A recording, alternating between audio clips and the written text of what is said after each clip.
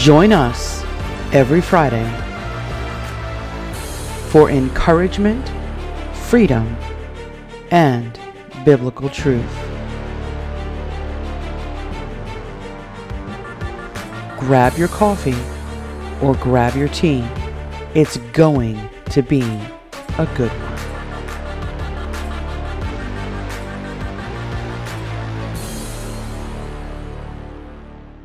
Hey everyone, Kim here.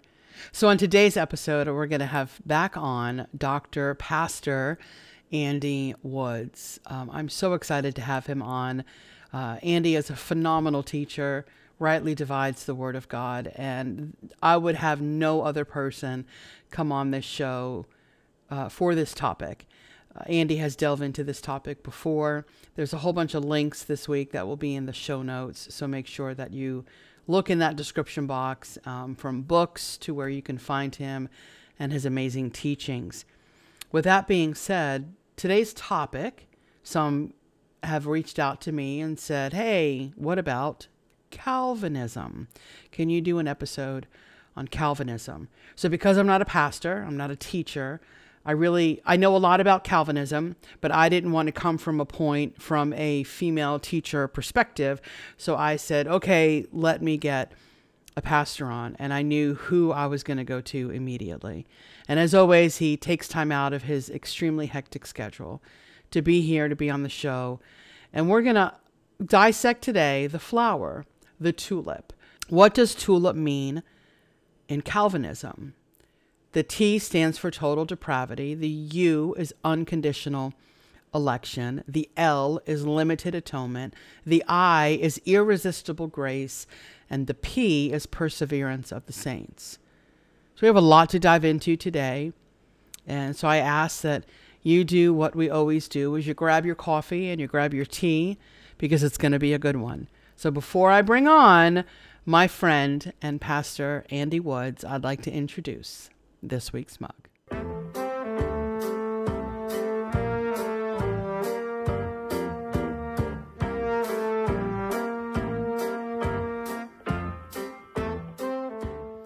Okay, so this week's mug I thought would be quite fitting for this topic of discussion, because what we're going to talk about today, I think the longer we stay in the Word of God, and we marinate on His Word, and we rightly divide His Word, we can see past some of these doctrinal errors. So Antonia, she had sent me this mug, and I thank you so much for it. I thought it was fitting, as I said. But this mug here this week says, keep on trucking. And that's exactly what we're going to do here today. We're going to keep on trucking through the Word of God. What does the Word of God say about the flower tulip? Please let us welcome back, as always, to the Life Clips family, Pastor Andy Woods.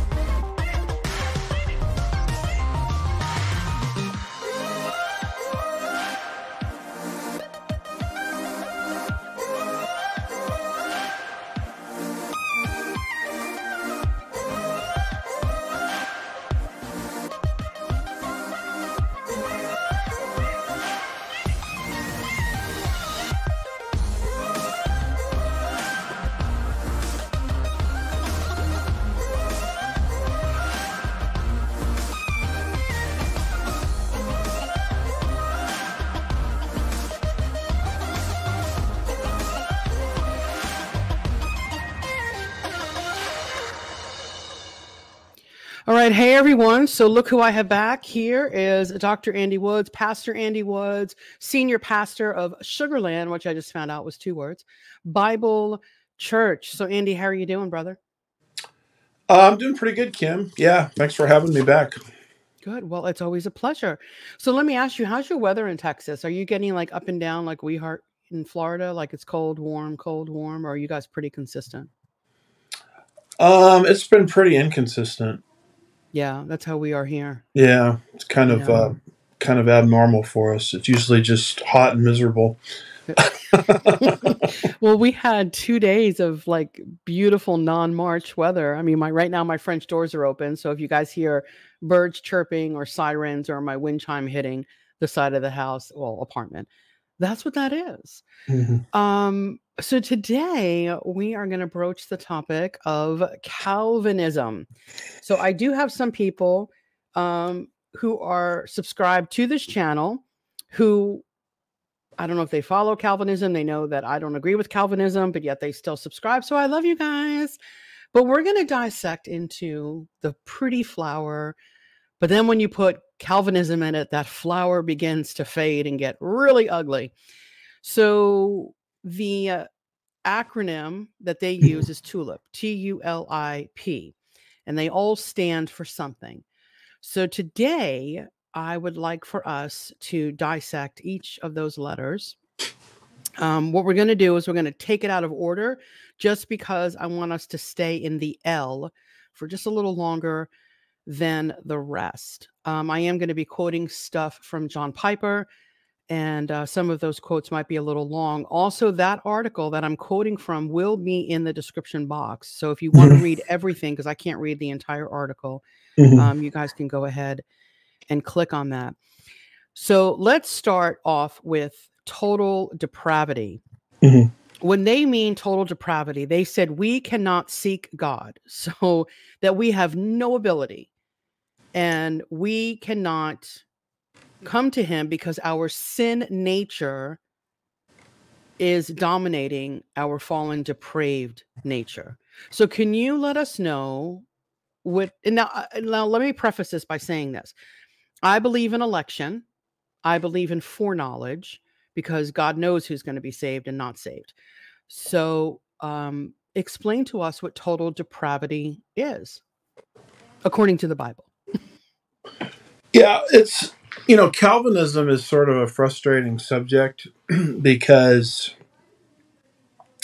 when people use the word Calvinism, everybody means something different by it.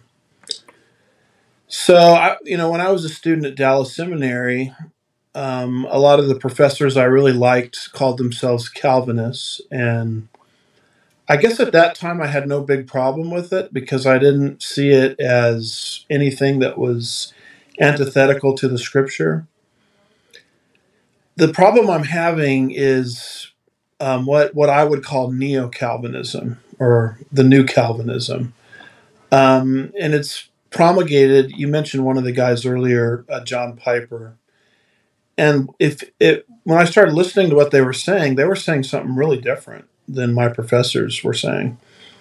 And so that's when I started to second guess, Calvinistic concept.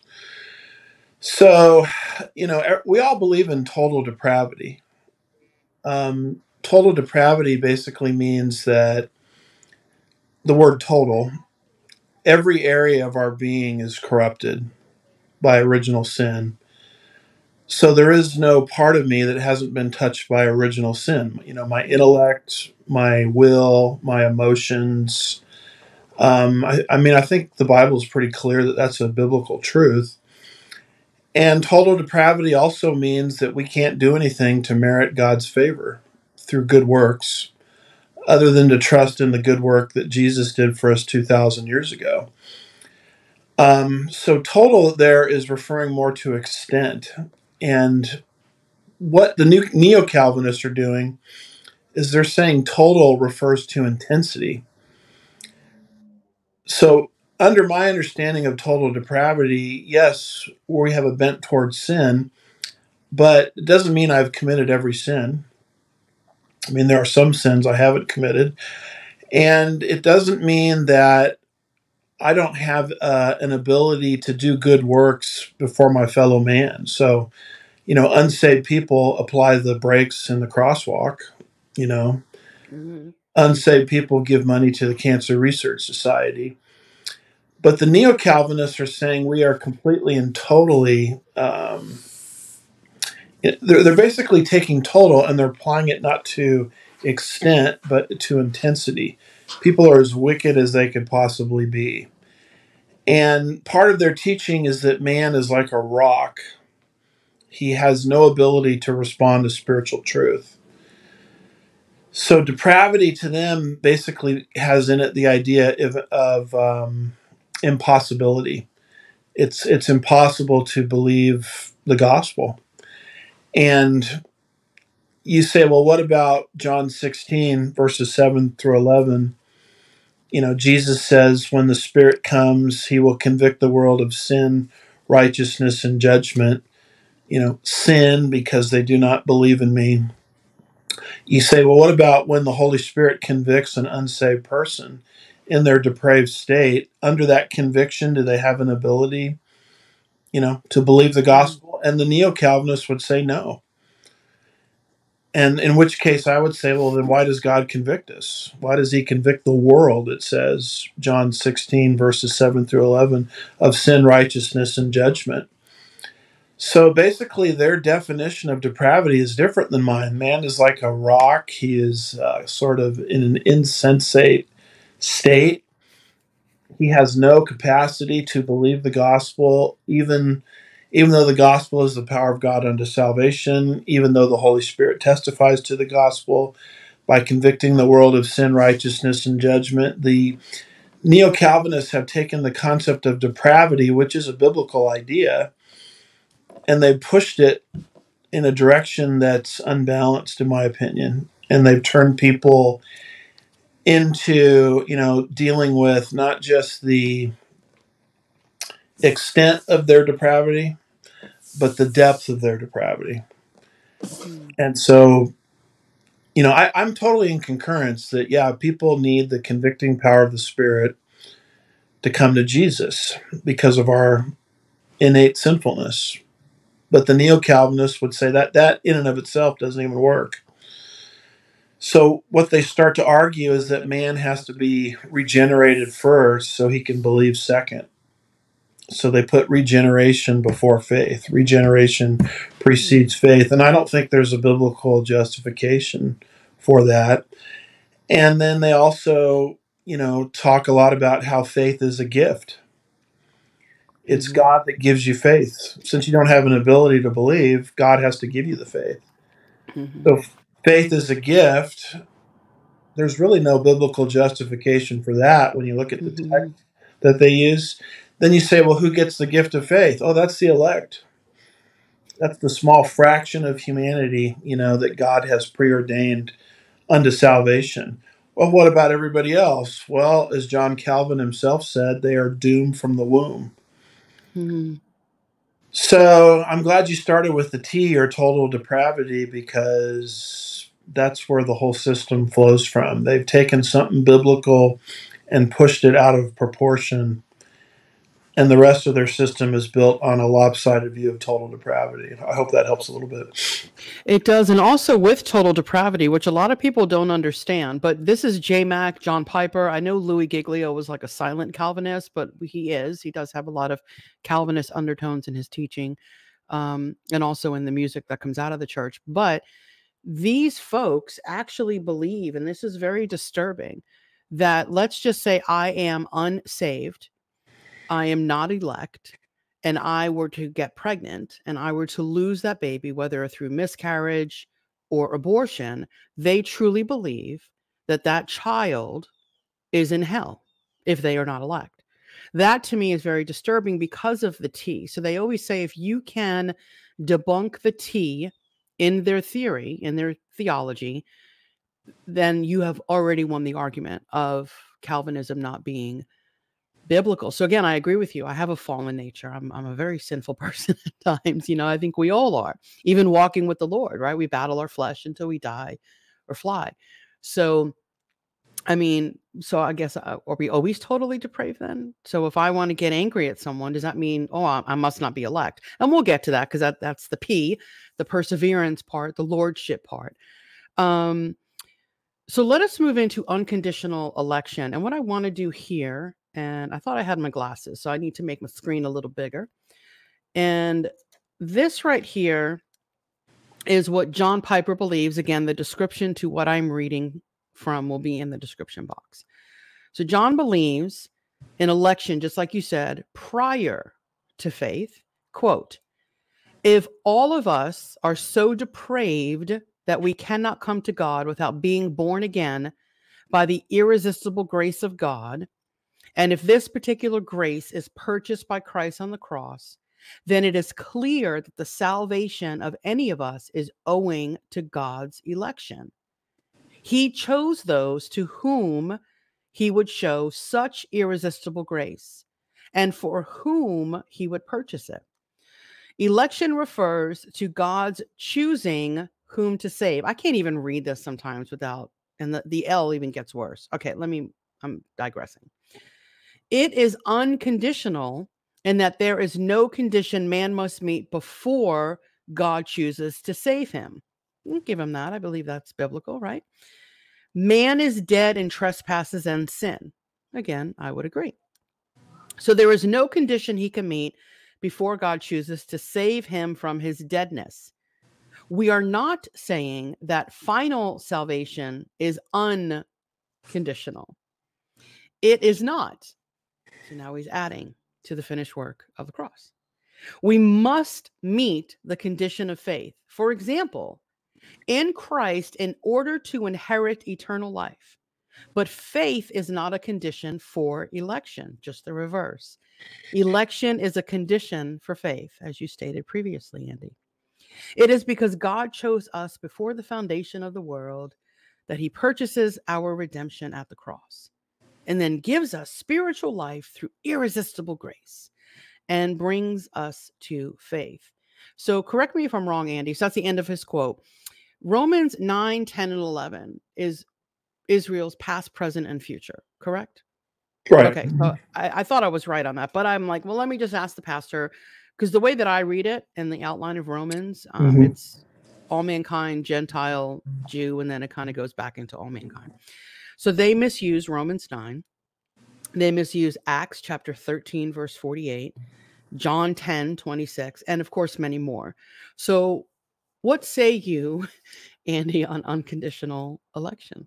Because he twists, that's what the devil does, right? They eloquently twist the word of God to fit their narrative.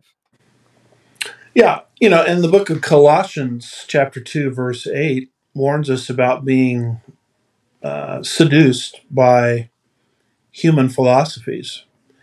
And this neo-Calvinism, the more I'm looking at it, the more I'm seeing it as a philosophy from the outside.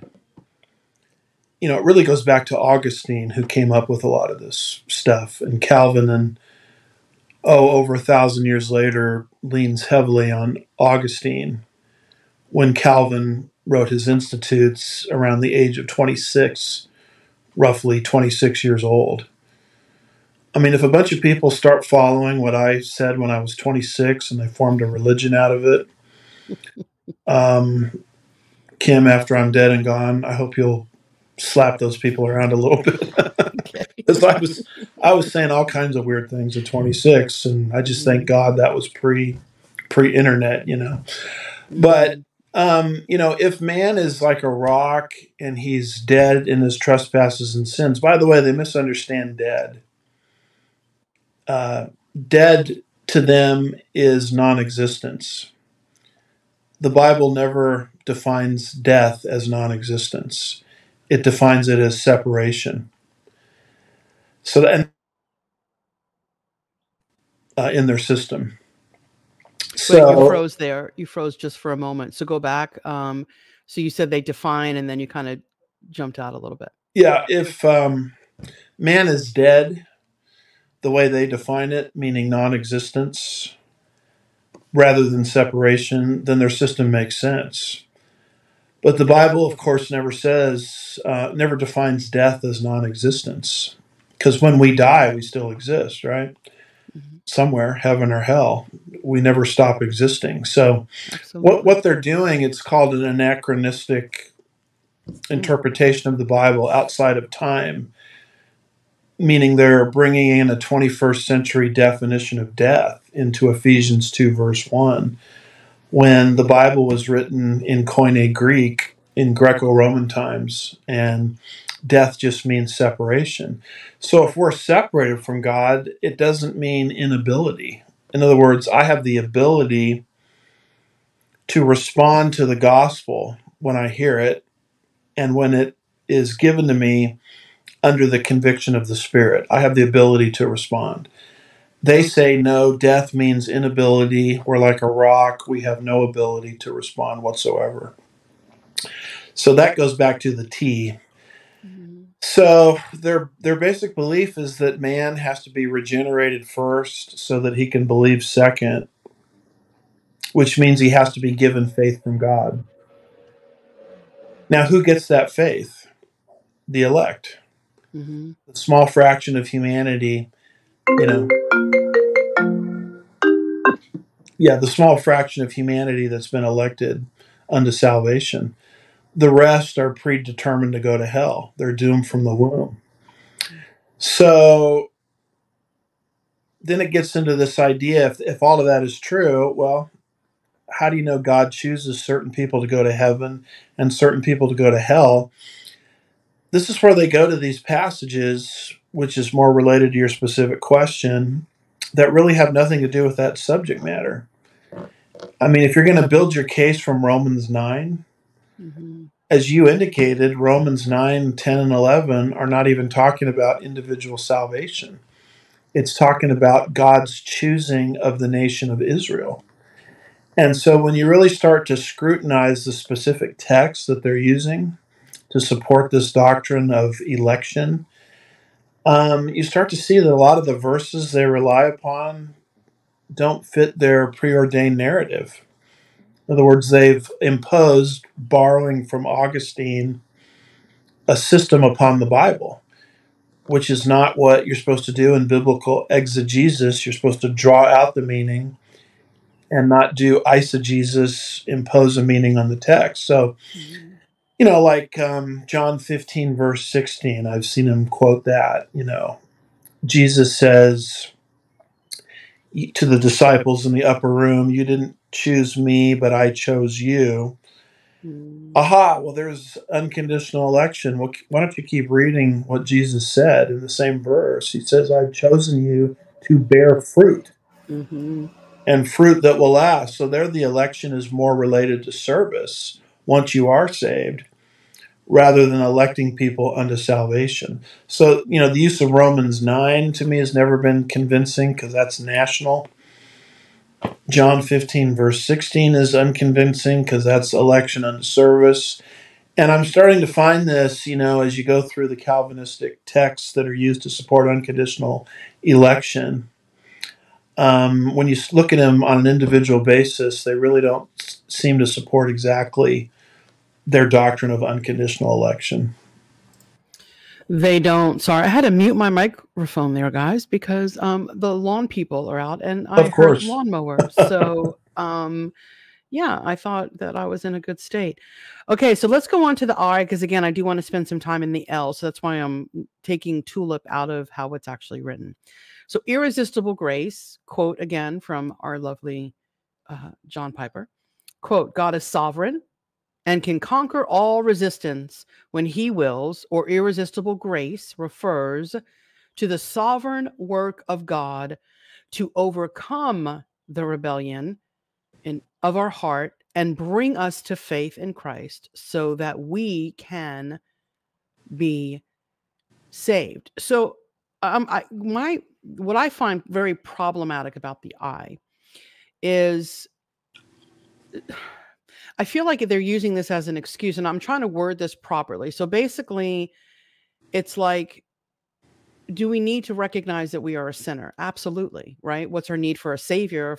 What am I being saved from would be my question, right? I don't need to admit that I'm a sinner or anything like that, but I do need we have to recognize, like, hey, I'm a sinner, right? Because people think that they're good by nature, so they have to understand that Christ died for our sins, and that's what I believe. So now, it's God who's going to overcome our rebellion. So and when I mean repent, where is the changing of our mind and irresistible grace? I get so confused on the I because to me, biblically, none of that even makes sense. I don't understand that. Well, I mean, John Calvin had a background in law, studying to be an attorney. So he was a very good logician. Mm. And his system makes sense if his premise is right. Mm. Logic is, major premise, minor premise, conclusion. The whole thing makes perfect sense if your starting place is right. The basic problem with Calvin's theology is the starting place isn't right. His, as we tried to explain earlier, his view of total depravity is distorted. To him, depravity means inability. And that's not what the Bible teaches about depravity. It says every area of our being has been touched by original sin. The Bible, talks about how there's nothing in and of ourselves we can do to merit God's goodness. But they've taken this concept of total and they've applied it to depth, or intensity, and they've turned man into a rock. Mm. So since he's a rock, God has to regenerate him first so that he can believe. So they believe in regeneration precedes faith. And God has to give you the gift of faith. Him convicting you of sin, righteousness, and judgment so you can respond through volition to the gospel. John 16, verses 7 through 11, is not enough for them. In which case, I would ask again, why does Jesus say the Spirit does it if it has no effect? So basically, what they say is man has to be regenerated first so that he can believe. He has to be imparted to him the gift of faith. And who gets that? Well, if you're fortunate enough to be the fraction of humanity that's the elect, then you receive that.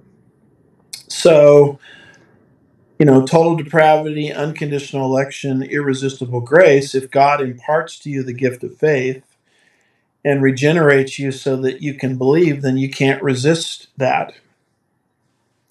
And if you can't resist that, that's where they get the notion of irresistible grace. So I guess one day, if I'm one of the elect, I just wake up and suddenly I'm born again. Mm-hmm. I had no real choice in the matter. For me, as far as the way I think about it, for God to do that would violate who we are as image bearers of God. Absolutely. God made us image bearers, meaning we have part of that package is volition. Mm-hmm. And just because we fell, Genesis 3, doesn't mean we're not image bearers. We still are image bearers. You'll see man called an image bearer in Genesis 9, verse 6. That's post fall, post flood. You'll see man called an image bearer of God in the book of James, chapter 3, verse 9. That's New Testament. So we still bear his image even in our fallen state. That means God has to respect our volition. He has to respect how we're designed. He has to respect how we're manufactured. And if he were to completely regenerate me with no volition at all on my part, he would be disrespecting, the fact that I'm actually an image bearer of God. Mm-hmm. So that's part of my problem with it. Not to mention the fact that there is no convincing verse that teaches regeneration precedes faith. And there is no convincing verse that faith is a gift. Right. And there is no really convincing verse that some are elected to salvation while some are, predetermined to go to hell. And there is no convincing verse telling me that man is as wicked as he could possibly be and depravity equals inability.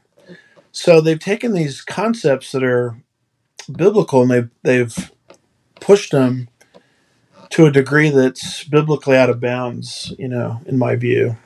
I hope that helps a little bit. So, yes, that does help out a lot, and I appreciate that. So, let's talk about perseverance of the saints. This one, again, I have a really huge problem with because, again, Calvinists believe if they are elect, how would they know if they're elect? Well, because they have to persevere. So, they have to show good works for that. And their faith must endure to the end if we are to be saved, which I feel like Calvinism is like Catholicism, hence the reason it did come from Augustine.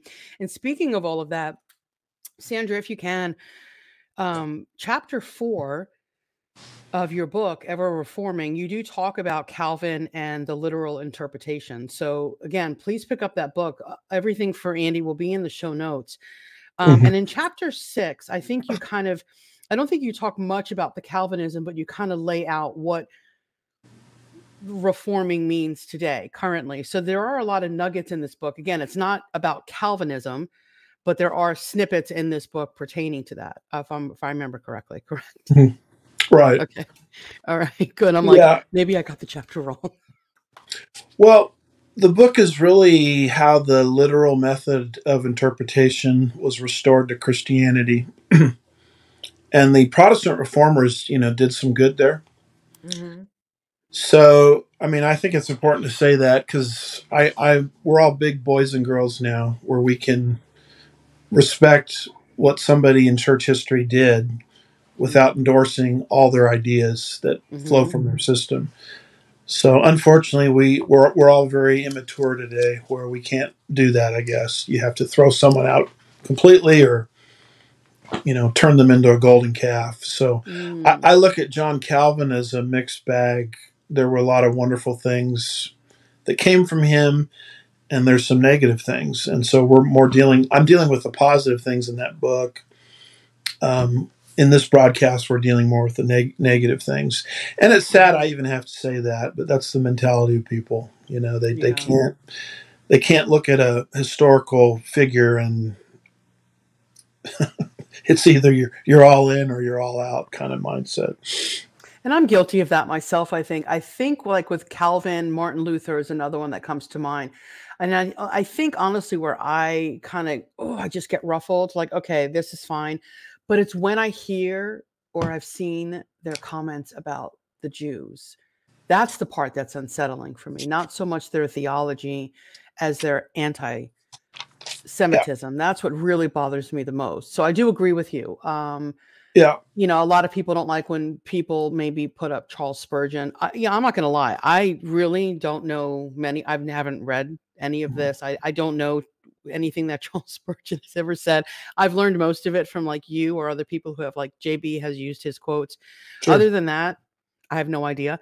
But when it comes to Calvin, Augustine, um, like I said, Martin Luther, that's the line that me personally, Kim, that I draw is not theology, it's the against Israel, Sure. area that I don't And, know. and even that part of it, they didn't invent anti-Semitism. The church was anti-Semitic throughout the Middle Ages. So Yeah. Calvin and Luther inherited a lot of that baggage that they continued Mm. over into the Reformation. So Mhm. that's why God had to Mhm. raise up, according to my book that I try to lay this out, ever reforming the dispensational movement that took the reformers' hermeneutic and applied it to the whole Bible. So Correct. So we digressed there for a moment, so I do yeah. apologize. So perseverance of the saints, Mhm. is that lordship that, J Mac, he's a big one that teaches that. So what exactly is perseverance of the saints?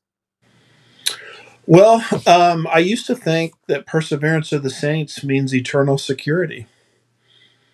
So I said, oh, I guess I'm a Calvinist. I believe in eternal security. But that's not what the neo Calvinists mean. They believe in eternal security. You just don't know if you have it. So there's no assurance. So right. Yeah. Um, the Puritans, and this has been borne out by a doctoral study that I'm thinking of, the Puritans, almost to a person, went to their graves scared to death because they didn't know if they were one of the elect, Mhm. and they didn't know if they were one of the elect because they didn't know if they had persevered enough. I mean, how much do you have to persevere? So basically, what Neo Calvinism is saying is unless you make it to the end of your life in good works and in the faith, because you can't not believe, because God is the one that gave you the gift of faith, right? Yeah. And think about that. Why would Jesus say to certain people in the Gospels, I haven't seen such great faith in all of Israel? Why would he even say that if their faith is given to them automatically by God? That Great doesn't even point. make any real sense. But basically, and here's how the whole system fits together. You're dead like a rock. You have no ability to believe. So you have to be regenerated so you can believe. You have to be given the gift of faith. Who gets that? The elect only get that.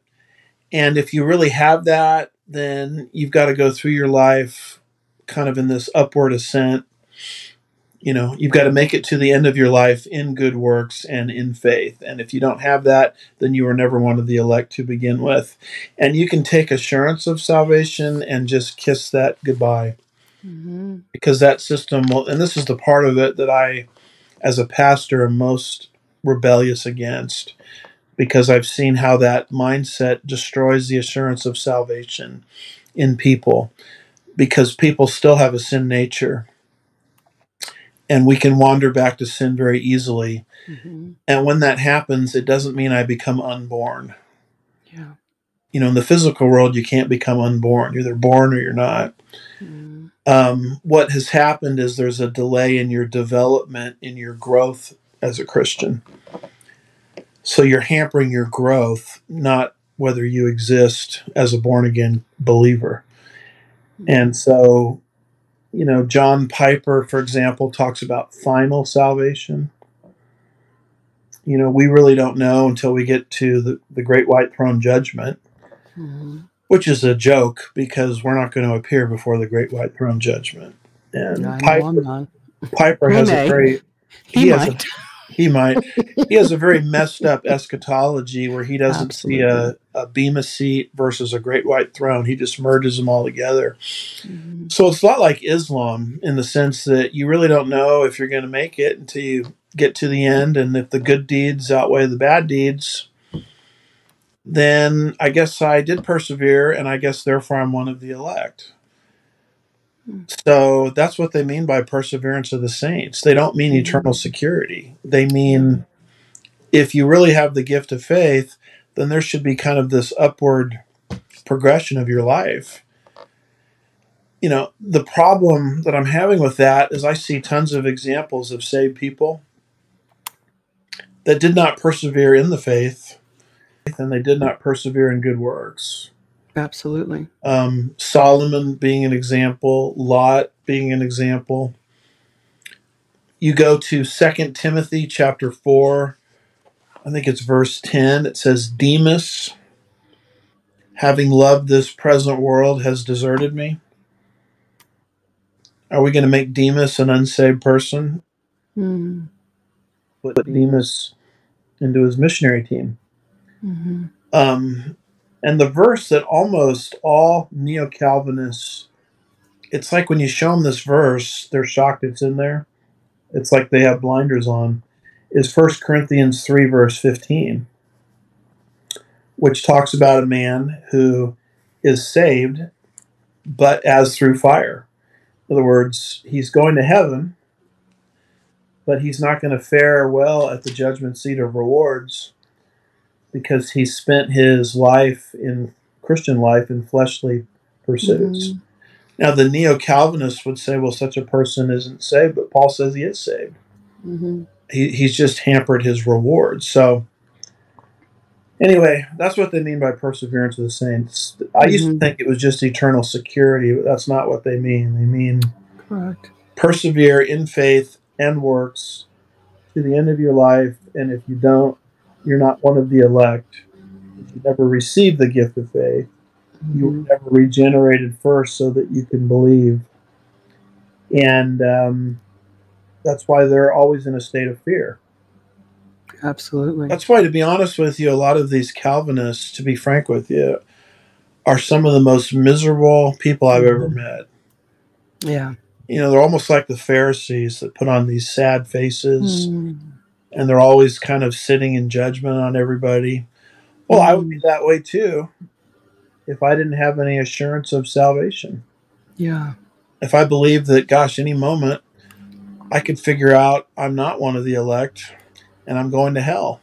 Even though 1 John 5, verse 13 basically guarantees the assurance of salvation.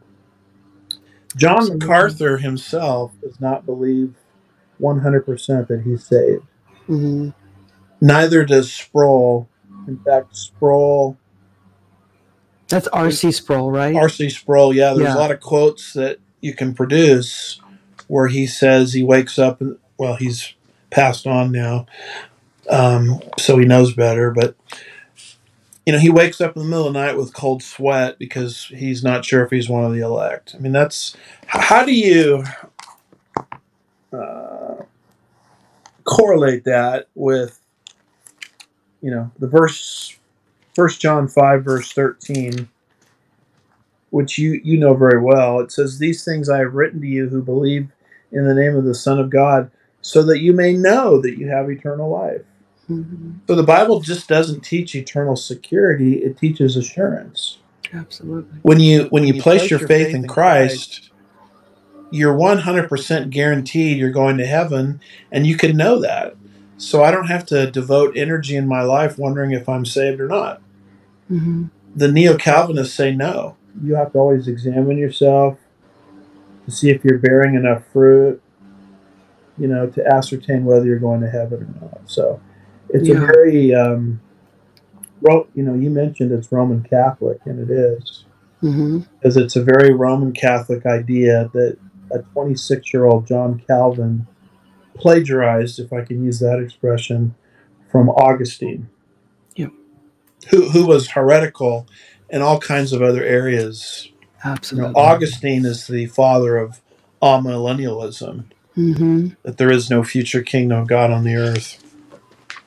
Absolutely. And there was a lot of things, and I didn't want to interrupt. So you had mentioned, I believe, 2 Corinthians 3. I think that's what you said, or 1 Corinthians 3. Mm-hmm. But it's also the same gentleman in 1 Corinthians, right, where Paul said, remove him from the church. So that's Satan, right? That's where deliverance ministries, they misinterpret that complete passage. So he could be turned over to the flesh. So it's two separate passages right there. So, and then, right, so he would be saved at judgment. Yeah. Same principle, right? So, and I don't know if that's the same guy that you're referring to, because you remember that guy came back into the church in 2 Corinthians. So that debunks them. I literally debunk Calvinism because I was backslidden. So I had moments of when my sin enticed me to do things that, and again, I know that God sees me as righteous, which is baffling.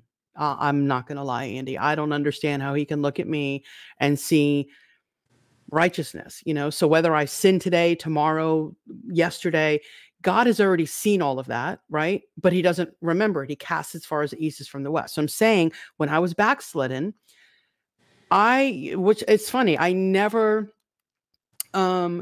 really, even coming back to the Lord, if I say that now, I always tell people I was saved. I never lost my salvation. But if God were to come, whether through death or through rapture during that, say, 30 years, I would have been in heaven. I would have been. Now, listen, Jesus would have turned his face from me if I was raptured during that time. He definitely wasn't pleasing. I mean, because he can't look upon sin. I don't know if that's biblical or if that's just some Christianese I heard throughout my life. But I don't think Jesus would be very pleased if he actually picked me up back then in the 90s and the early 2000s. But I am 100% saved. I know that when my head hits the pillow, I know that I am a saved. I'm a believer. God cannot, no one's going to pluck me out of his hand. I'm there forever. So there's no difference in me being backslidden for 30 years, or if someone has carnality for a week, a month. We don't, and that's the difference, is there are carnal Christians as well. So there's backslidden Christians, there's carnal Christians, and there's Christians who just believe, really kind of live a pretty decent life. They never read the Bible, they never pray. And well, according to a Calvinist, I guess apparently they're not persevering. And one thing that you did say, Calvinism, I love how they expose falsehoods. So on my RLEs that I do on the podcast, it's what I do. God kind of opened the door for me to press it upon my heart for me to start exposing the falsehoods, because there are falsehoods in our churches today. Even the devil has workers of righteousness. So Justin Peters, prime example. I can listen to that man expose people for hours, but yet his theology is way off. But Calvinists, they are some of the best people to expose. And I always come back to the verse about the plank in their own eye, because I'm like, oh, well, what you believe in is not really true. And they are really angry people. You debate a Calvinist online and you feel like really dirty after the conversation. Like, are they really saved? Mm. But I don't know. The whole thing really bothers me.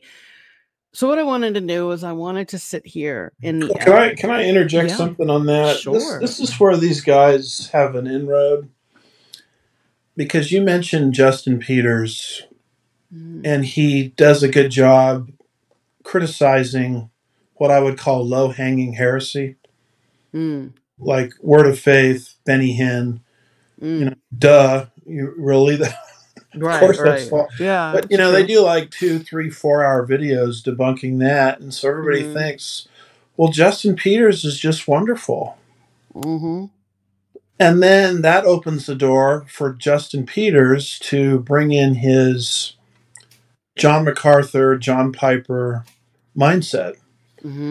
Justin Peters has a book where he argues in the book, and I'm going to have to do a review of the book at some point, because from an academic perspective, it probably is the worst, most poorly done book I've ever seen in my lifetime, in terms of logical fallacies and exegetical errors. And the only guy that endorsed it is John MacArthur. But he argues in this book that you should not baptize children. He's not dealing with infant baptism. I'm against infant baptism. But if a child, like at BBS, professes faith in Christ, you should not baptize them. That's the point of his book. And the reason you shouldn't baptize them is because of what you're talking about here, perseverance of the saints. We don't really know if they persevere. They've got to persevere through high school, college, into early career, because we don't really know if they're Christians or not. So I baptize children. We interview them. If they get saved and they want to get baptized, we baptize them after an interview, because I trust what they say if they tell me that they're trusting in Jesus alone for salvation. Justin Peters and John MacArthur say don't do that.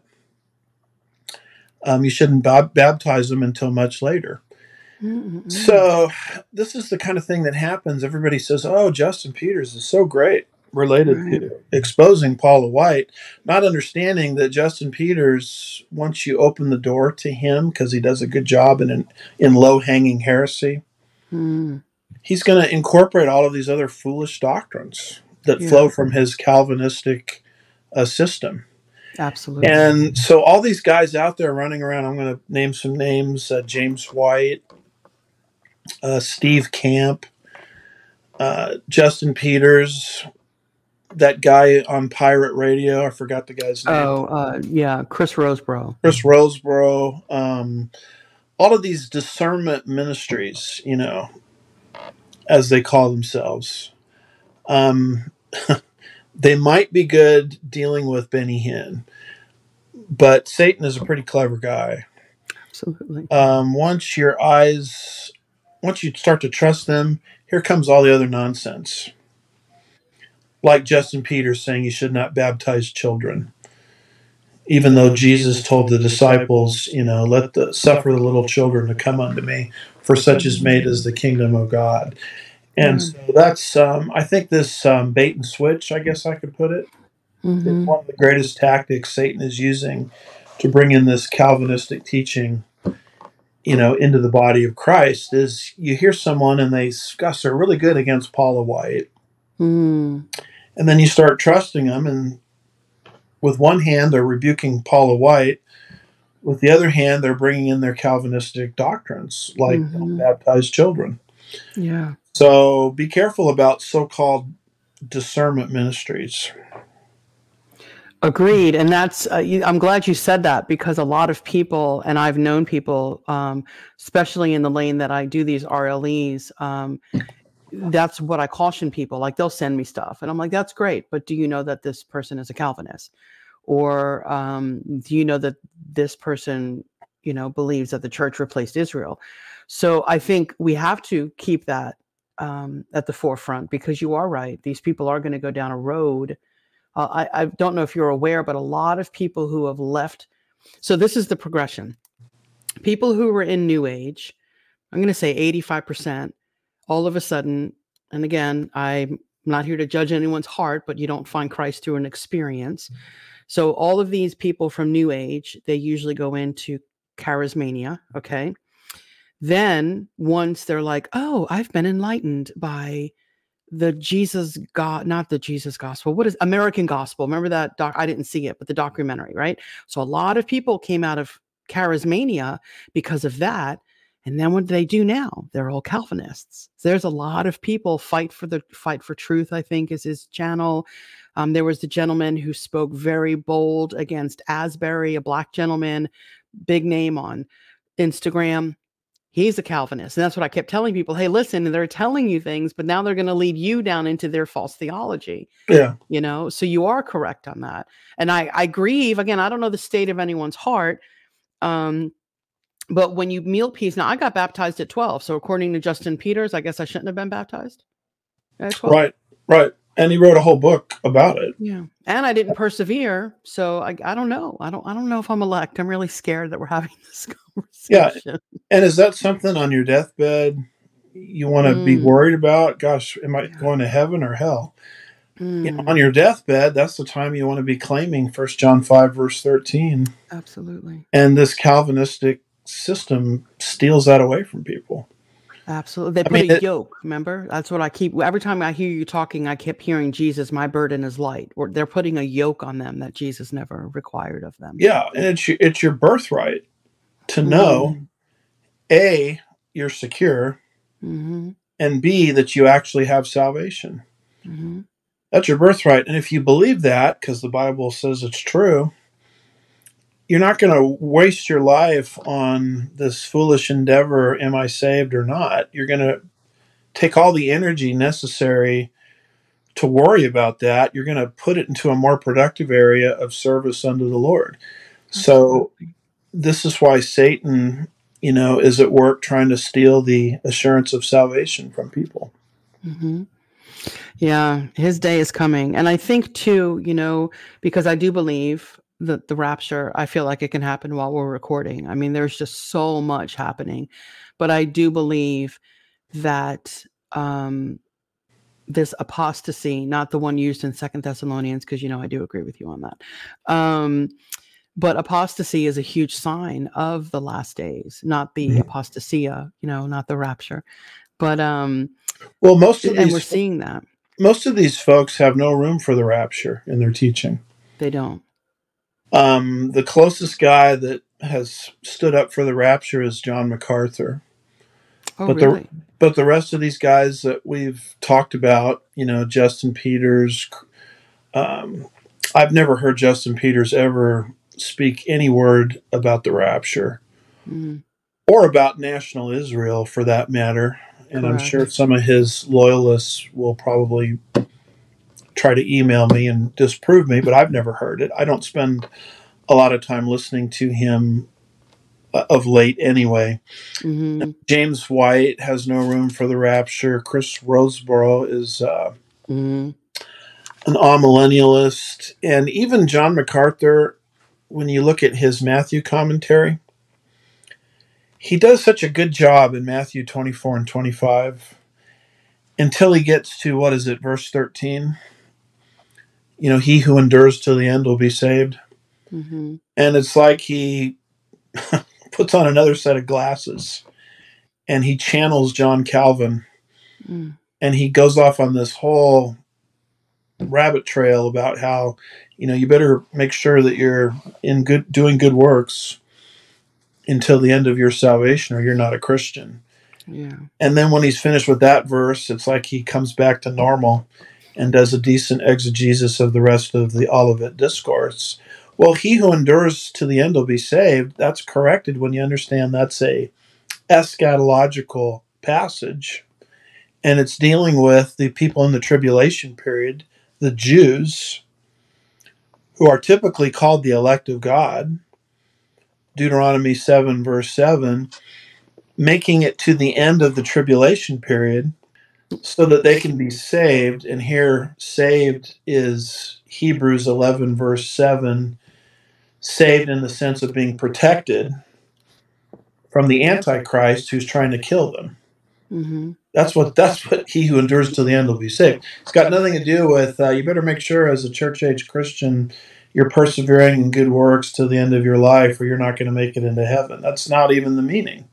The meaning is, if you're Jewish, living in the tribulation period, after the temple is desecrated and Satan is cast out of heaven and he's trying to kill you, you need to make it to the end of that 7-year tribulation period so you can be protected by Jesus at his bodily return. Mm-hmm. Matthew chapter 25, verse 31. Yeah. So, because so many of these folks don't have a good eschatology, like John Piper, for example, Mm-hmm. they'll take a verse like that and just mutilate it and rip it out of context. Absolutely. Ben Stewart, he's a pastor. He was an associate at Passion when I went there, but now he's a lead pastor up in D.C. And actually, on one of my RLEs, I did that with, just not properly exegeting the Word of God, and clearly just butchered everything. Had an amazing opportunity. So I guess when he said the rapture caught up, he actually used that kind of sort of right. But then he totally went off kind of like a rabbit trail about the word meat. And I'm like, okay, I've never heard that, but all right. So I play those things because people also have to understand, not that a rapture is a salvation issue by any means. I mean, you could not believe, I could believe in, mid-trib, pre-wrath. I will never give anyone post. I just can't. But you're still going to be raptured. You're going to be pleasantly surprised on the way up. But I think that a lot of these folks, if they get one passage wrong, one area wrong, the rapture, Israel gone, the church replacing them, what else in their theology are they getting? And none of us are perfect, No. by any means. Well, for example, John Piper, because he doesn't have a clear eschatology, meaning he doesn't see a distinction between sheep and goat judgment, Bema Seat judgment, Great White Throne judgment. And he's got this ram, jam, and cram mindset where you just jam all those judgments into one. From there, he comes to the conclusion of final salvation, that we're all going to sort of show up, and our good deeds have to be outweighed by our bad deeds to determine if we were one of the elect and we really did receive the gift of faith. And so you'll notice there how eschatology, his merging of the judgments, is influencing his view of what he calls final salvation, which relates to perseverance of the saints. So, I understand that eschatology is not a salvific issue, but it does have a bearing on how you interpret other passages of Scripture, since theology is a seamless tapestry. It's like dominoes in a row. What you do in one area is going to affect negatively or positively another area. So if you don't have a clear delineation of the Bema Seat versus the Great White Throne judgment, then that's going to affect your doctrine of the perseverance of the saints. I mean, in our system, we have room for Christians that are saved to live a carnal life and still go to heaven. Why? Because it's grace. It's unmerited favor. So when is God going to deal with the carnal Christians? Not at the Great White Throne judgment. That's for unbelievers. He's going to deal with the carnal Christians at the Bema Seat. But if you're merging Great White Throne and Bema, you basically say, well, God is going to deal with carnal Christians to figure out if they're really Christians at all at the Great White Throne judgment. So I'm just trying to give some examples where eschatology is having an effect on the subject matter that we're dealing with here. Absolutely. And the two judgments still don't even make sense, because as a believer, and this was a really hard pill for me to swallow because of some things that people were doing behind my back, trying to just being really rude brethren. I'll just say that much. So we are never judged once we are saved upon our sin, right? So when things burn up, that's not God saying, look at what he's not going to go through the Kim roll of my life because I'm going to be the longest one there. You know what I mean? Or you may be. We're never going to actually enjoy the feast. By the time the tribulation's over, he's going to be like, no, we're still not ready. We're still on Kim, So, but it's our works, what we've done for the kingdom. And that's what's going to, like, what's the true intent of my heart to have a podcast? Is it for me to get famous? Absolutely not. It's to make sure that I'm reaching the lost. So it's my works as far as kingdom. And if I'm misspeaking, feel free to correct me. But that's what I see in that passage. That's what I've heard. It's what have I done for the kingdom? And what's that intent of my heart when I'm doing it? And that's what's going to burn or be refined. And I'm sure I'm going to have a lot of things burning, and I'm sure I'm going to have some things, not a lot, but I'll have some things that are coming out quite lovely. But that is the issue that I have, is because a brethren who, let's say, talks about somebody or makes another brethren cry or does something like that, I know deep down, well, they're never going to be judged for this. And that really is a pill that me, Kim, personally, it's hard to swallow. But in their mind, that doesn't make any sense, because the Bema seat is our judgment for our works for the kingdom. The great white throne judgment is for the unsaved and those who came to salvation after the rapture tribulation period. But the unsaved, now correct me if I'm wrong here, because this is confusing for me. We're totally digressing from the topic. So the great white throne judgment, the unsaved are going to be judged upon everything. That's why books are open. But those who are saved, are they going to be judged on their sin at that moment, or kind of like a Bema seat? Not really. So how does that work? To totally digress. Well, the more you're into this perseverance of the saints, the way they define it, the more there's a tendency to downplay the Bema seat. It's kind of like everybody gets a participation trophy. We're all equally rewarded. Now, why would they think that? Because if God really gave you the gift of faith, then there's not a lot of wiggle room for carnality. So you'll notice that in heavy Calvinistic lordship teachers, among them, if they deal with the Bema seat at all, because a lot of them don't, they significantly downplay it. Whereas when I'm reading 1 Corinthians, I'm seeing Paul placing a great emphasis on it and warning the carnal Corinthians about it, because he's saying, do you not know that we will all stand before the judgment seat of Christ? And he doesn't call into question their salvation. What he says is you're going to have an unfavorable ruling at the Bema seat judgment. So my understanding of the Bema seat judgment is it's not there to determine heaven or hell. That issue got resolved when you trusted Christ. You're immediately transferred from, death unto life at the point of salvation. John chapter 5, verse 24. It's not there to punish sin, because your sin was already punished at Calvary. It's there, and you're not put through a fire.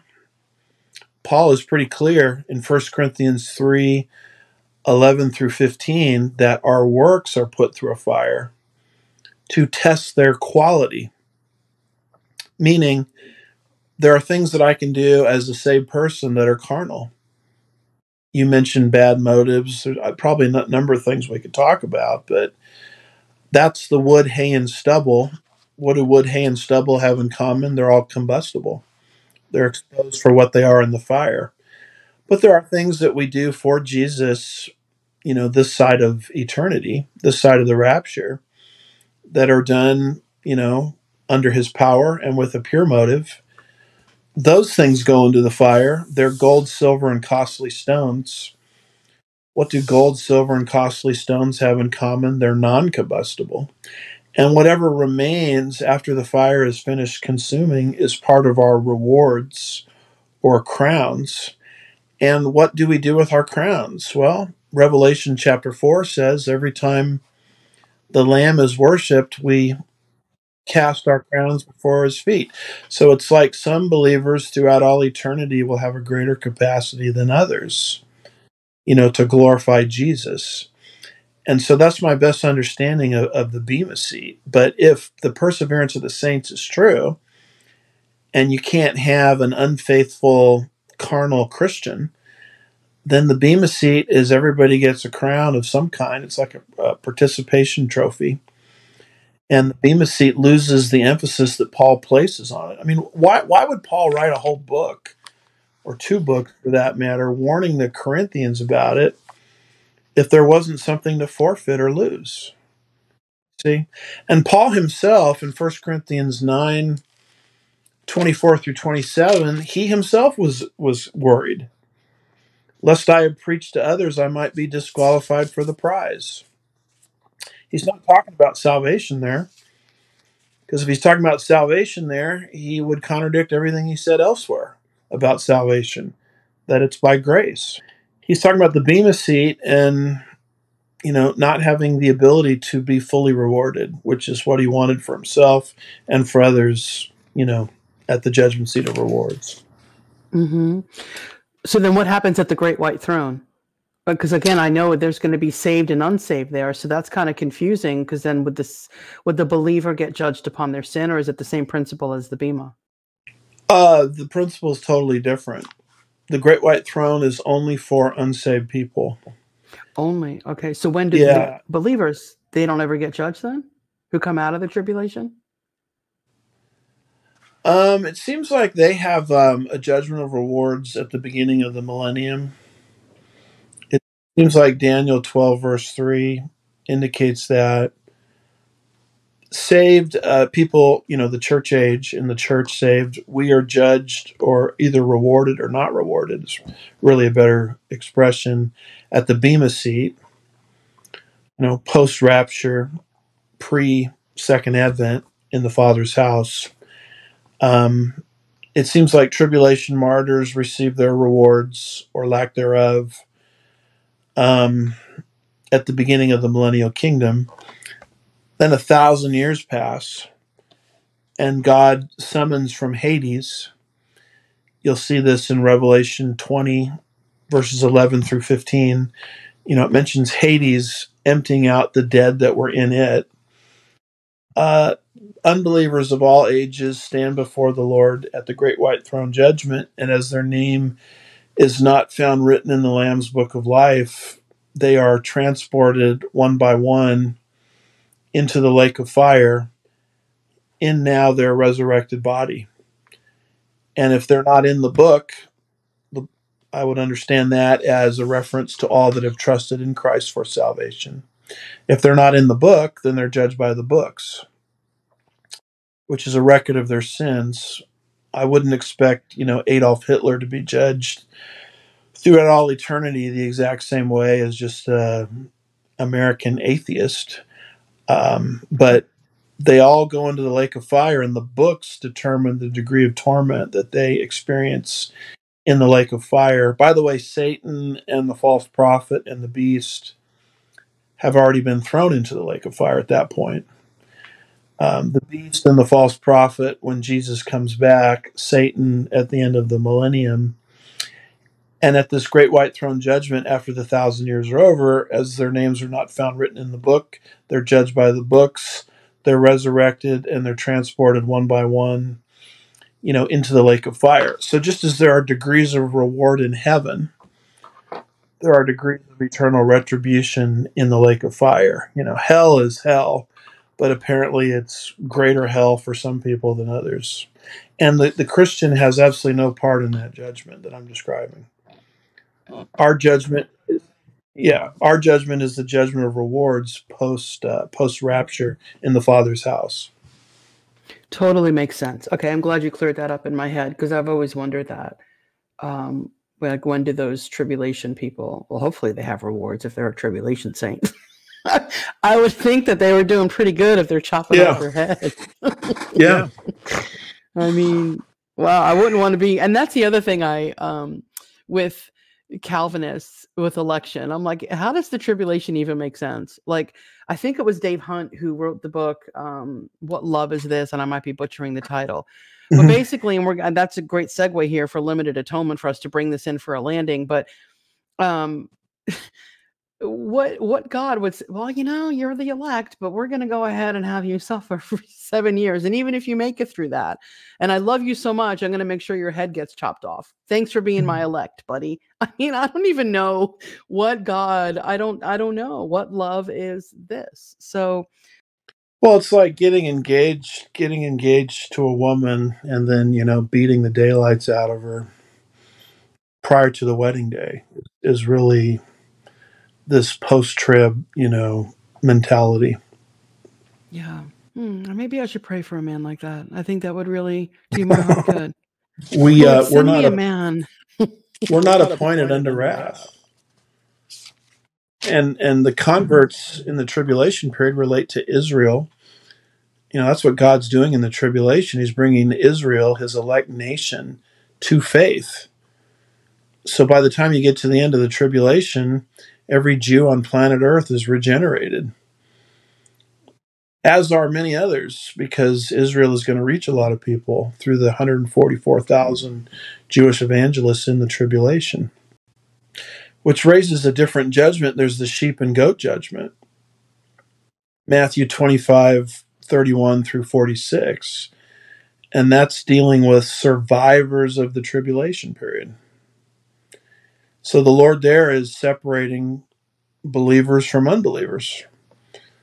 The survivors that are believers are called sheep, and they enter the kingdom in their mortal, non resurrected bodies, and the goats are cast off the earth into Hades. So, will we be in the sheep and goat judgment as members of Christ's church? No.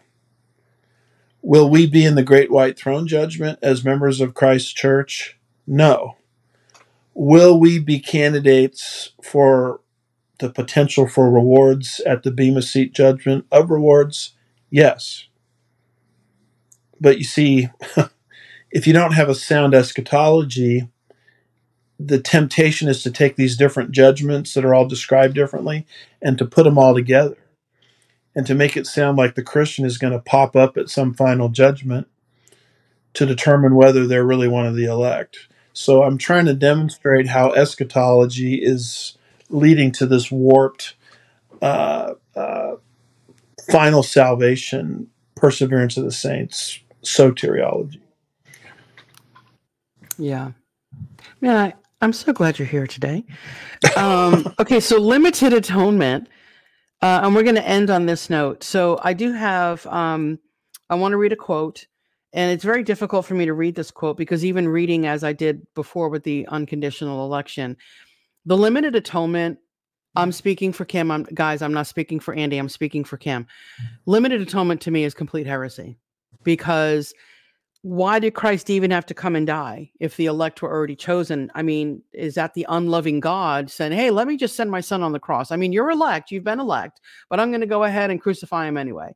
It makes zero sense. And John MacArthur has also stated that, and again, I'm sure keeping it in context, I could misunderstand, but he doesn't think that the blood is what saves us. But yet, why would Jesus be the Passover lamb? The killing of a lamb is very important. But I want to read this from John Piper, and I do apologize. I'm going to say it'd probably take me maybe a couple of minutes to read this. And I'm going to read it kind of slow so everyone can hear. Again, John Piper, what he says limited atonement means. Quote, if you say that he, meaning Jesus, died for every human being in the same way, then you have to define the nature of the atonement very differently than you would if you believed that Christ, in some particular way, died for those who actually do believe. In the first case, you would believe that the death of Christ did not decisively secure the salvation of anyone. It only made all men savable so that something else would be decisive in saving them, namely their choice.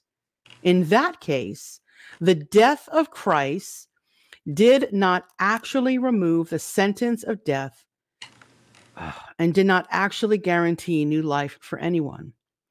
Rather, it only created possibilities of salvation which could be actualized by people who provide the decisive cause, namely their faith. In this understanding of the atonement, faith and repentance are not blood-bought gifts of God for particular sinners, but are rather the acts of some sinners that make the blood work for them. Continuing to quote, you begin to see how closely this doctrine of atonement is connected with the previous one, irresistible grace. What I think the Bible teaches is that the very irresistible grace is purchased by the blood of Jesus. The new birth is blood bought. The effectual call is blood bought. The gift of repentance is blood bought. None of these acts of irresistible grace is deserved. They came to us because Christ. They came to us because Christ secured them by his blood and righteousness. But that means he did not secure them for all in the same way. Otherwise, all would be born again, and all would be effectually called, and all would receive the gift of repentance. End of quote. I'm not going to say anything else because when I read that, I have a righteous anger. So, what say you, Andy? It's just a bunch of philosophical gobbledygook. I noticed that in that quote you read, he didn't cite a single passage. I'm sure he probably tries to do that elsewhere. But, the truth of the matter is it's Jay Adams, and I'm looking here at my screen. I was hoping I could find the quote, but having a little bit of difficulty tracking it down. But he basically says, Jay Adams, competent to counsel. It's either on page 70 or 170 of his book, if my memory serves, who's done a great job, getting Christians back to the Bible alone for counseling. I'm with him on that.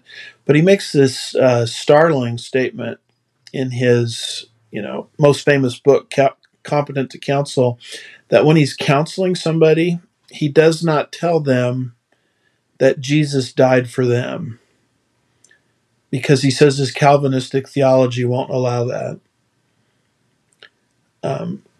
In other words, he doesn't know if the person he's counseling is really one of the elect, because he believes in what's called particular atonement, that Jesus only died for the elect. He didn't die for everybody. He didn't die for the whole world. So you have to sort of string together this system to make it, for it to make sense. It's philosophical. That's why the Calvinists, when they hear a critique like ours, they'll say something like, well, you don't really understand Calvinism. Well, the reason they keep saying we don't understand it is we don't have this philosophical higher knowledge that they're pushing back into the Bible. And we have to sit under them to get this higher knowledge. Because if we had the higher knowledge, we'd be able to make sense of the system from the Bible. So it's kind of like a modern day Gnosticism, where they have some kind of secret knowledge that the rest of us don't have access to. But the whole system is T, total depravity, meaning inability. U, unconditional election, because man is unable to come to saving faith through his own. Even when he's convicted by God, God has to regenerate him first so that he can believe, and he has to give them the gift of faith. Who receives that? The elect, the small fraction that God has chosen of the human race. Everybody else is doomed from the womb. That leads to the L, that Jesus, if all of this is true, and God has to regenerate the faith or impart faith to the elect and regenerate the elect so that they can believe, reversing the normal order. First you believe, then you're regenerated. That's taught everywhere in the Bible, not the least of which is John 3:16. You say, well, who receives this? Well, it's only the small group of people. So Jesus didn't die for everybody. And if you are one of the elect, then you can't resist it because God is the one that gave you the faith. God regenerates you first so that you can believe, which leads to the P. If you really do have this, then your faith should always be on an upward ascent, as should your good works. And so the good works are there to evaluate whether you're really one of the elect to begin with. So it's like a chain of concepts that go together. And Calvin the lawyer was able to really make them all flow very logically. They're all very logical. If the premise is right, logic is major premise, minor premise, conclusion. The whole thing makes perfect sense if the starting place is right.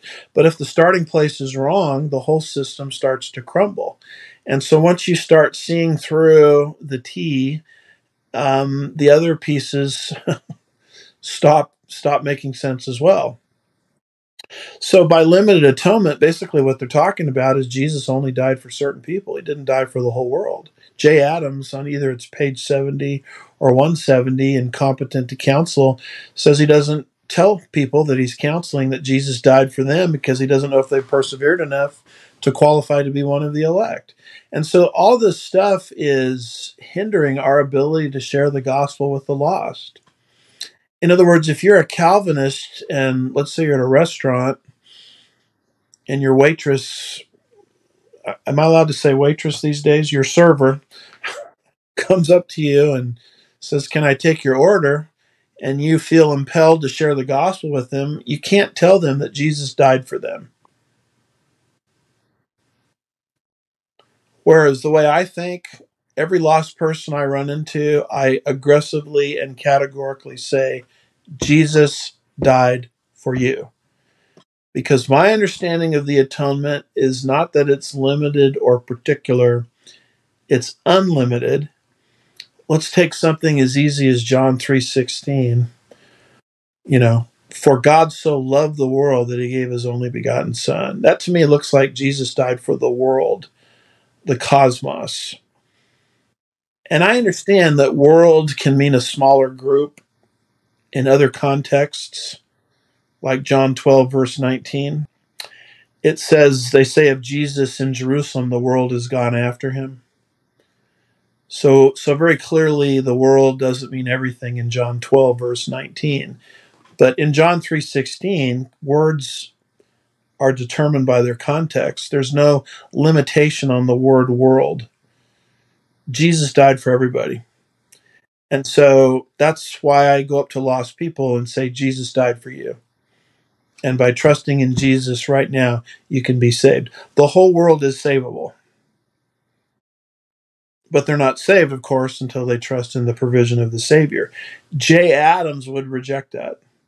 He does not believe the whole world is savable because he believes in L, limited or particularized atonement. I mean, if nothing else, what does 1 John 2, verse 2 say? He himself is the propitiation for our sins, not for ours only, John being one of the apostles, not for ours only, but for the sins of the whole world. So Jesus' blood, propitiation means satisfaction of divine wrath, was shed not for us believers only, but for the cosmos, the world. And just to be clear that cosmos means the whole world, not a limited group, he throws in the adjective whole world. Now, any child reading that can understand what it means. I mean, it's what I call the desert island test. If I was stuck on a desert island and I didn't have Logos programming, I didn't have John MacArthur's sermons, I knew nothing about Calvinism, but I was just a person that was stuck on a desert island reading 1 John 2, verse 2, I would never become a Calvinist. The only way I would become a Calvinist is if some Calvinist comes swimming to the shore and starts to sort of indoctrinate me in their higher knowledge. Then and only then would I become, what these new Calvinists, neo-Calvinists are promoting. I could never come to those conclusions on my own. In other words, I have to be indoctrinated into the system. And that's why when they listen to a critique like ours, that they'll say something to the effect of, oh, they just don't understand. In other words, we don't have the higher philosophical gnosis or knowledge to get it. These guys are just ordinary Bible readers. And so this whole neo-Calvinism thing, which I think is a philosophy imposed on the Bible, does not pass the desert island test. I would never come to these wild. Who in the world would think that Jesus only died for a little group? If I was just stuck on a desert island reading 1 John 2, verse 2 and John 3, verse 16. I have to be taught how to think about these passages to come to these neo-Calvinistic beliefs. Absolutely. So why then, that's what I've never understood about Calvinism, and really I've never gotten a direct answer for them. If they're already chosen before the foundations of the world, they're already going to heaven. So why would Christ have to die? And they can't seem to answer that question. So can you answer that? Like, they can't give me a complete answer on that. Why would Christ have to suffer if they're already going to heaven? It's pointless. Well, probably to pay for the sins of the elect, I guess is what they would say. Christ had to die to pay the sins of the elect, and they're fortunate enough to be the elect. A bigger question is why evangelize? Absolutely.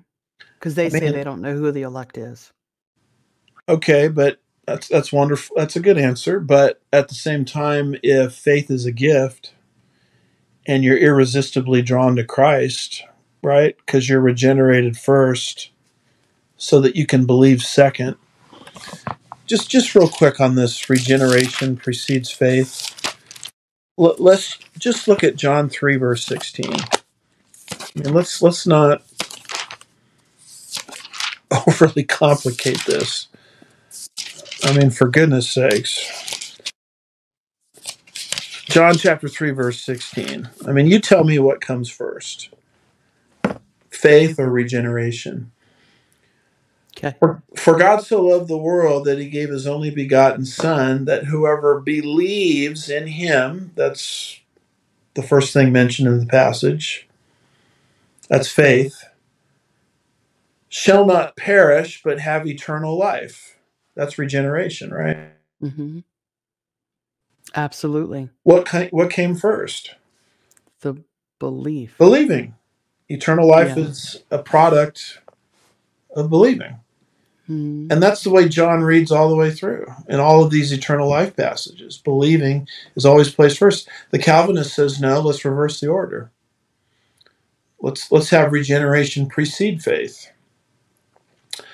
And so why do they do that? Because of their mishandling of depravity, which says man is like an insensate rock. They define depravity as inability, when that's not the definition of depravity. Yes, we are all tainted by sin. Yes, we don't seek God on our own, but God sure does a lot to seek us. He convicts us. Mm-hmm. And when he brings me to the point of conviction, I have to make a decision. The Calvinist says you don't have the ability to make a decision even when God convicts you. So God regenerates you first so that you can believe second. God gives you the gift of faith, even though no verse that I can think of clearly teaches faith as a gift. Why would Jesus say, I've never seen such great faith in all of Israel? all of our faith would be great, wouldn't it?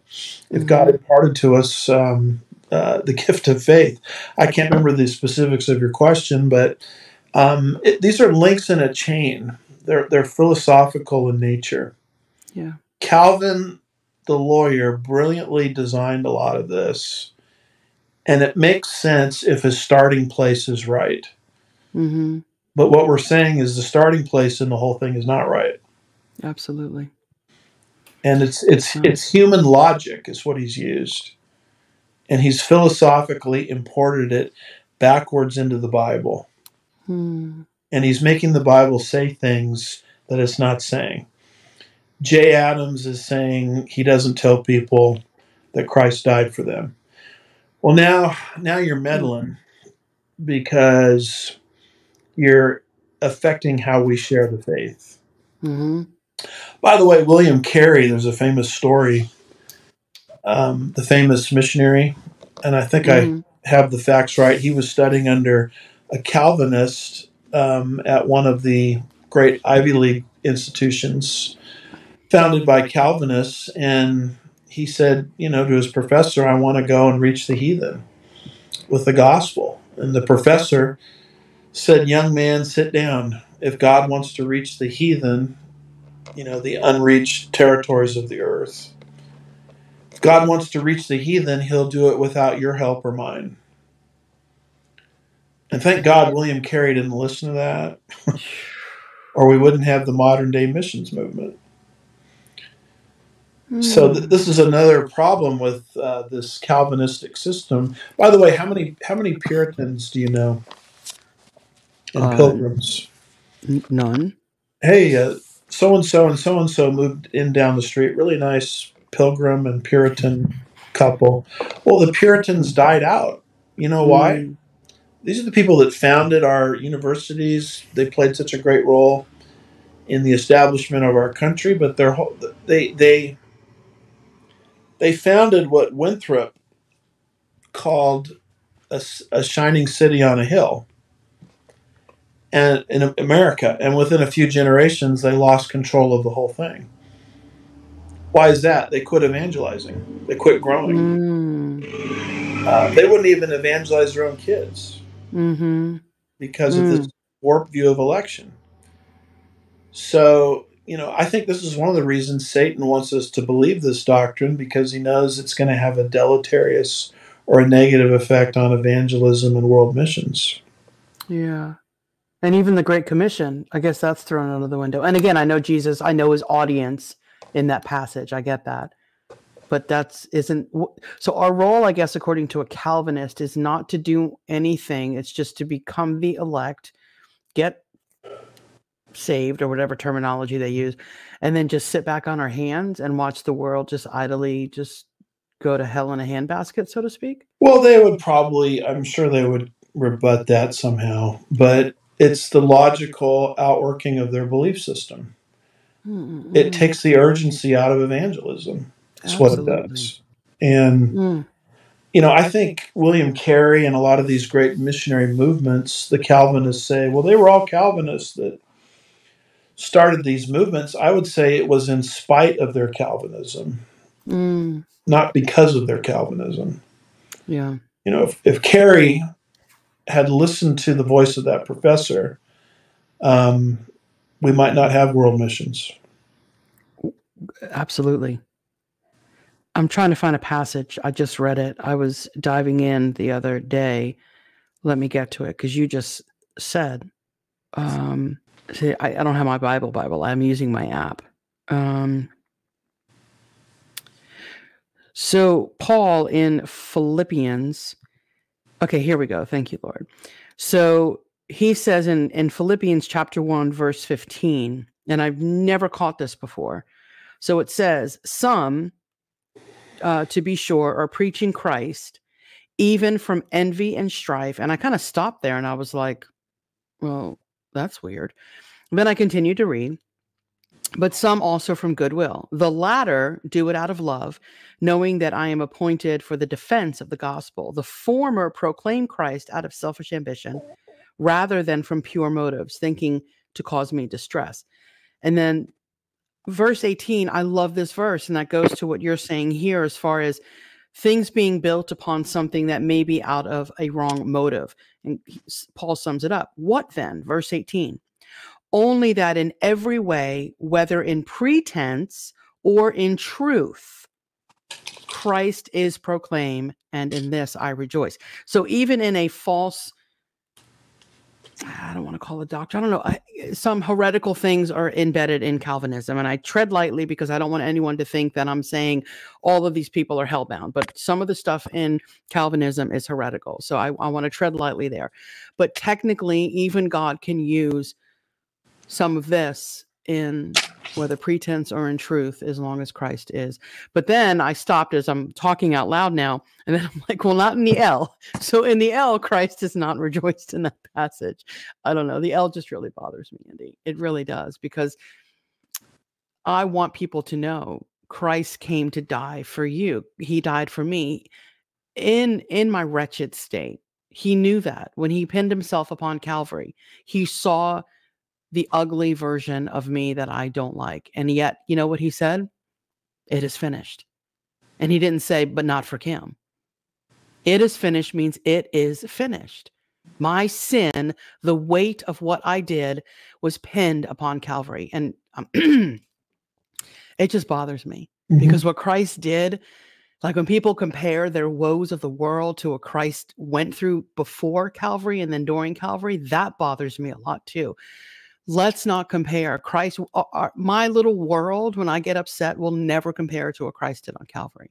And it vexes me, Andy, when people twist what he did for all of us on Calvary. It just bothers me. So if I'm going to minister to somebody, I'm going to let them know, Jesus died for all of us. No? Yeah. Yeah, it affects your evangelism. But, even this passage here, the former proclaimed Christ out of selfish ambition. When is that issue going to be dealt with? That's a Bema Seat issue. That's a judgment of rewards or lack thereof. Calvinists would say, well, these people aren't Christians. Yeah. Because they're not persevering in their works or their faith. The gospel is objectively true. It's the power of God, dunamis, dynamite, the dunamis power of God into salvation for whoever believes. And it doesn't matter what the motive of the preacher is. As long as they're preaching the right gospel, people can get saved. Do you realize that the devil himself could preach the gospel? And if he gets it right, people could get saved? Absolutely. Because the gospel is objectively true. So yeah, that's a good passage. The world is savable, but not saved. Absolutely. Until people trust in the Savior. Absolutely, of course. So we're going to end it here because I know you got to go, and I know Sandra's got to go. So Sandra, thank you so much for joining. She's a mom of 4, Andy, and so her world is a little hectic.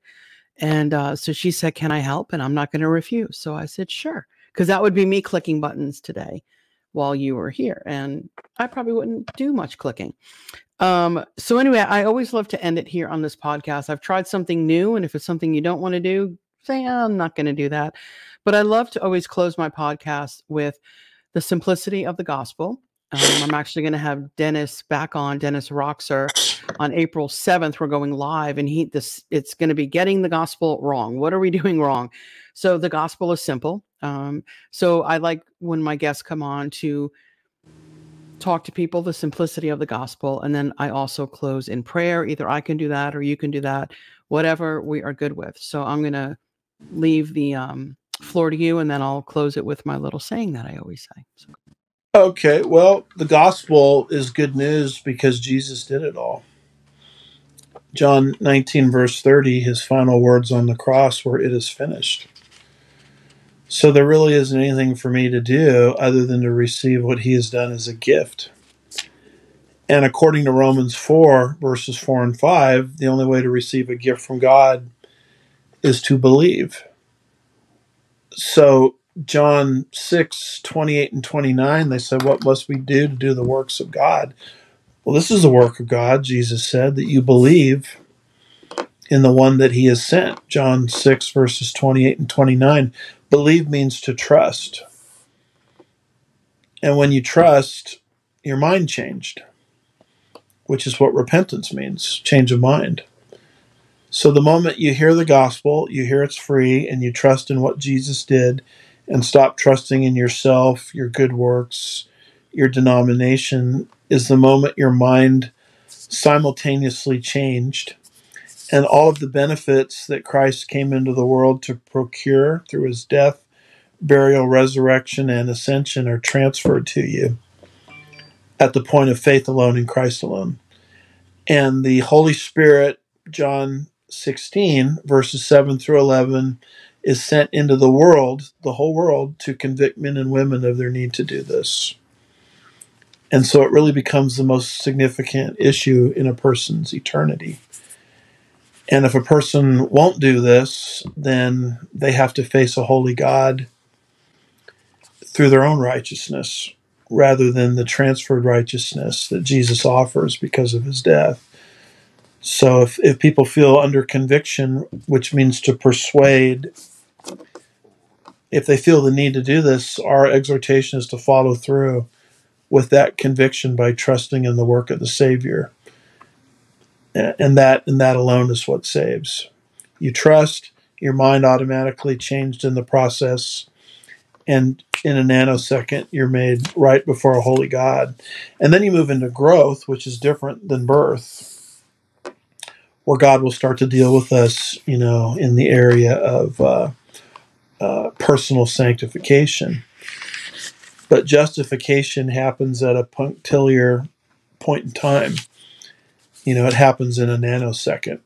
So by way of prayer, Father, we just pray that people out there that hear this podcast, thank you for Kim and her willingness to put this together, would hear this and understand the gospel of grace and to trust in Jesus for salvation. And if it's something people need more explanation on, I pray that they would contact Kim or myself just to receive greater understanding of what has been paid for them and what's available to them. And so as you do this work, Lord, in drawing men and women to yourself to the point of them needing to make a decision, we just we ask that you would receive all of the glory for this great work. And we ask these things in Jesus' name. God's people said, amen. Amen. All right. So as always, it was a pleasure. And as I will always end it, I will see everyone either here, there, wherever there may be, or in the air. You guys take care. Bye. Thank you for listening to this week's podcast. If you enjoyed the content, please go ahead and hit that subscribe button if you haven't already. Also, head on over to our website, lifeclipspodcast.com, to find out more information. If you have questions, comments, or concerns, send us an email at questions@lifeclipspodcast.com. And as I always end it, I will see you here, there, or in the air. Titus chapter 2, verse 13, looking for the blessed hope and the appearing of the glory of our great God and Savior, Christ Jesus.